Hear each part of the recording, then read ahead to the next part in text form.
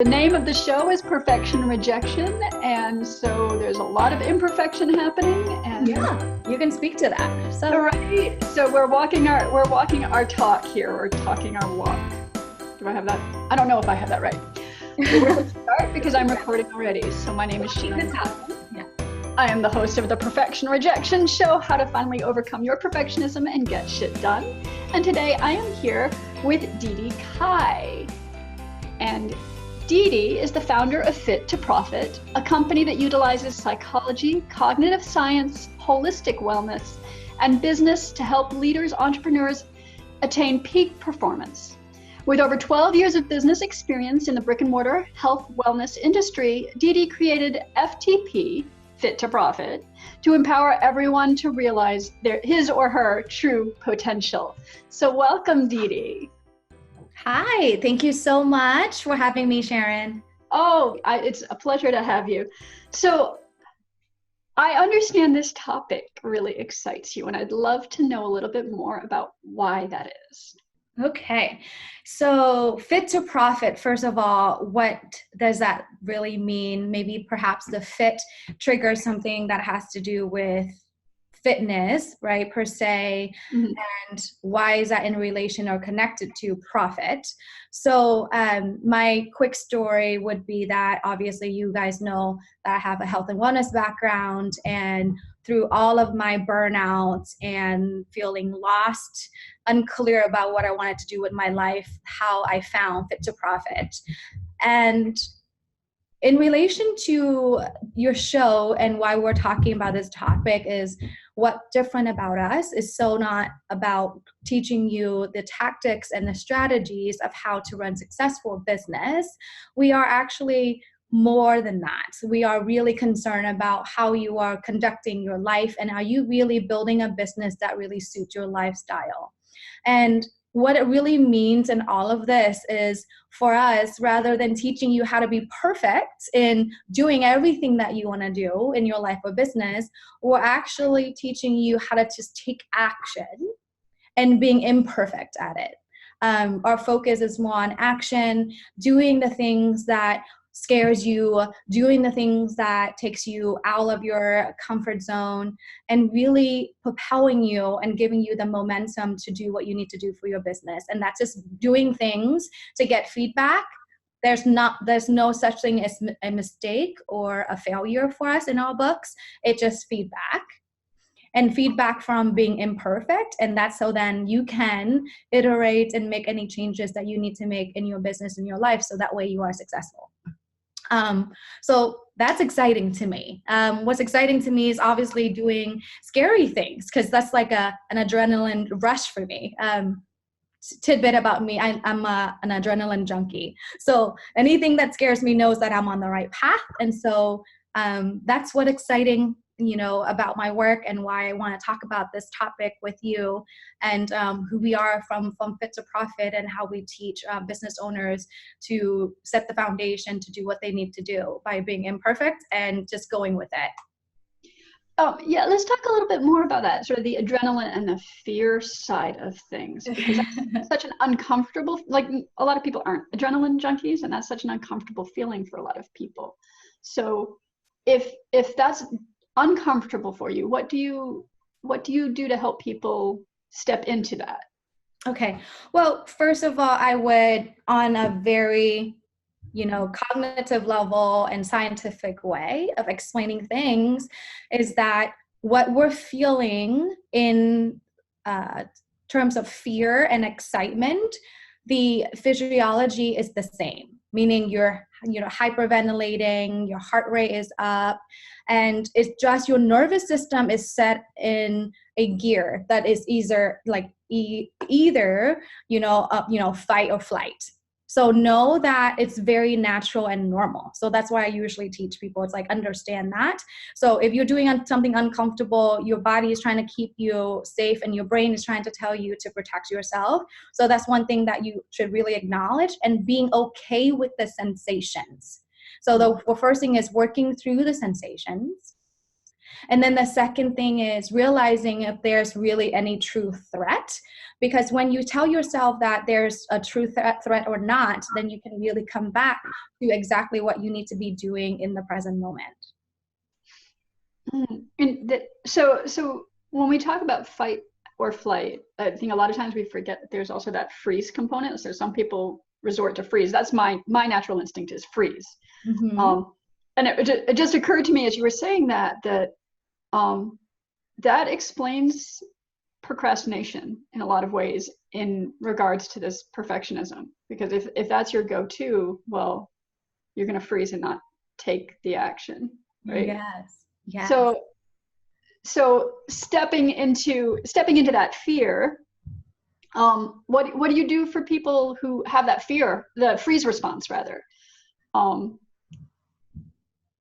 First is awareness, right? Like, now that, okay, that's when you're triggered, that's your response, right? Like, do you freeze? Right. So the awareness comes first, and you're like, okay, I'm freezing up. Then you have that cognitive ability to say, I can move my arm. I can move my body, right? I can still take the action when I know that usually I would be frozen, right? So awareness is first. Do honestly anything. So for example, I have a fear of public speaking. So I would freeze just as much as you would. But what I could do is look out in the audience, breathe, literally, like take one breath and then connect with that one person. That's the action that I could take, and just see if I can receive the person just looking at me. So that's one action.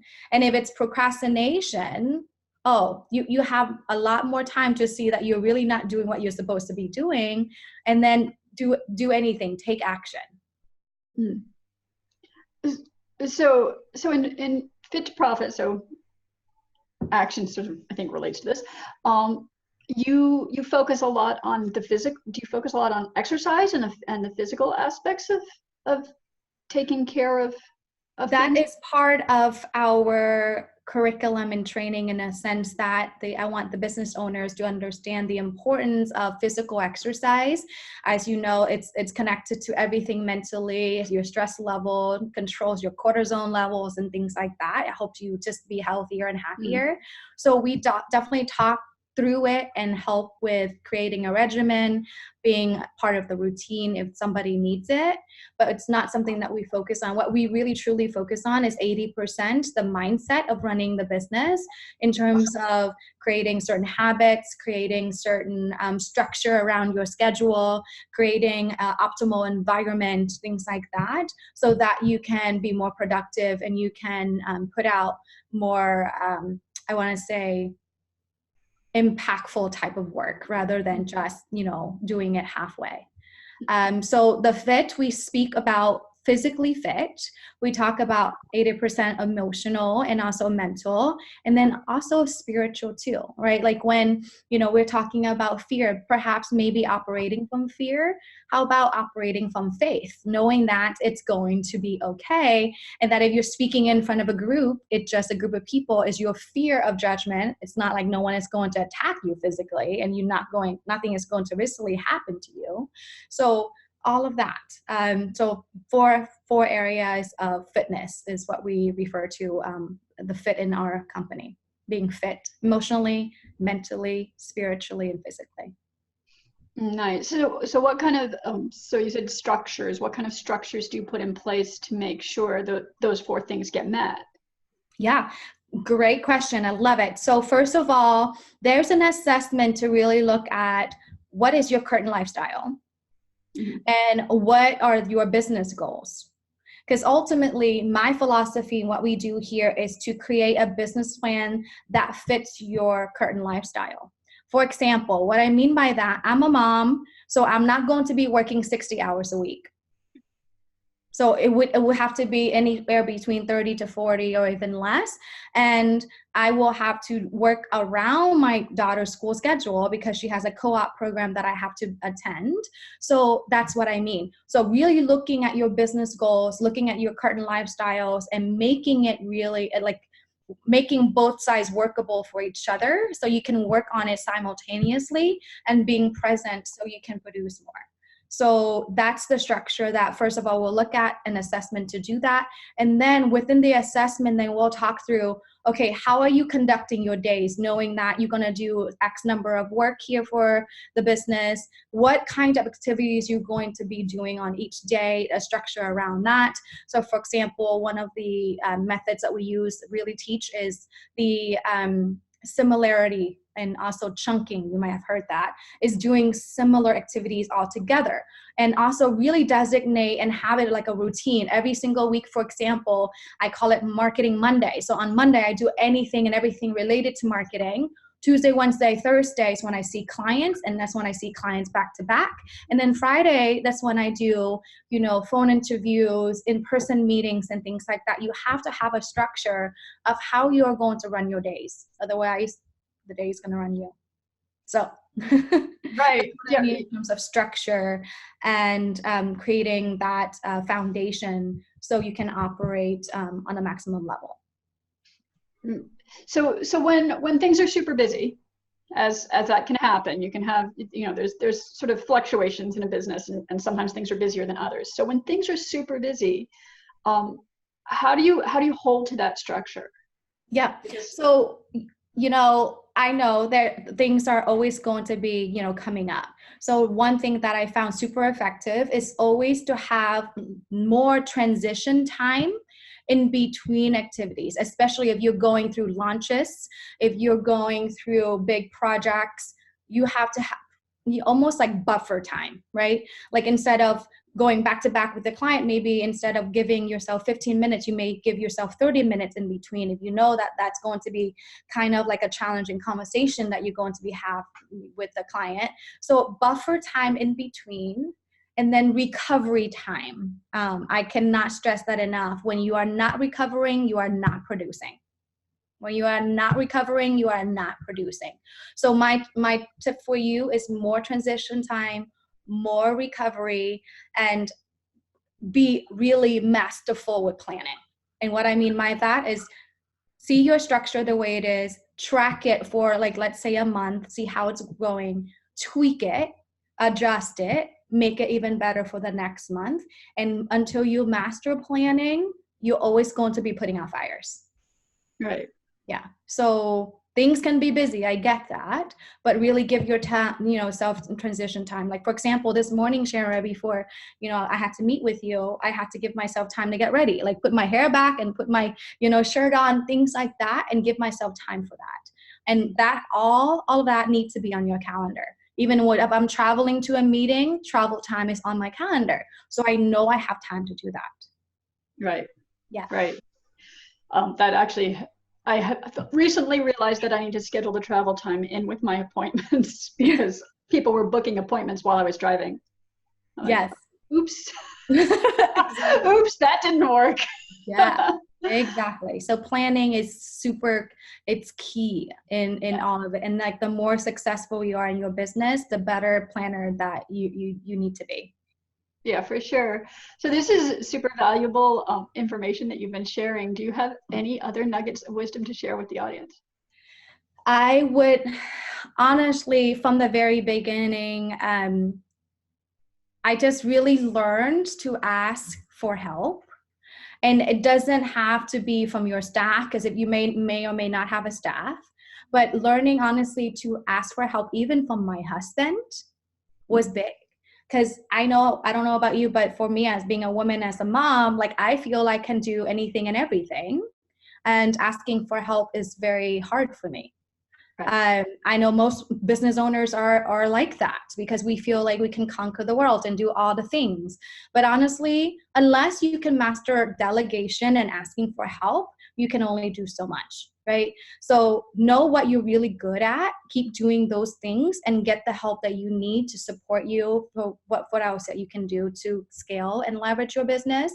Delegation, if you already have a team. If you don't already have a team, enroll your team. Like ask the people that are supporting you to support you whenever you need help. So I would say the key is to anything in being in a successful business is to ask for help. And to relate to your topic is strive for imperfection. Yeah. Yeah. Yeah, for sure.